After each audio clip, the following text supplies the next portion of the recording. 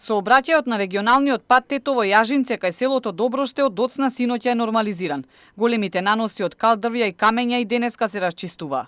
Поради оштетени столбови, дел од селата Теарце и Доброште се уште немаат струја. Ниту водата не се препорачува да се користи.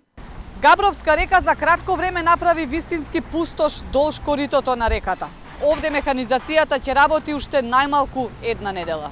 Жителите од овој крај не паметат вакви поплави. Најмногу штети, велат, ќе претрпат земјоделските посеви. Не знам што има штета, не смо видели надоле што има. Пуно до нараште има све фрлено, камени, песок, ова тоа. Скоро 56 години сам, вака не дошол.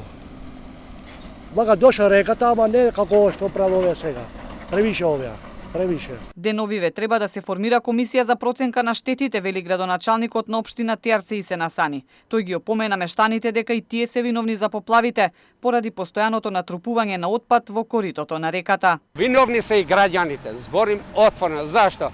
Доста е шириње на корито 3, 4, 5 метра и носи материјал фрли покрај реката. Да бидеме внимателни, свесни што правиме. Бидејќи од природа ни се враќа бумеранг. Слични вакви поплави неколку пати имаше и во селото Поро изминативе години. Една од причините за речиси сите поплавувања беа токму неисчистените речни корита.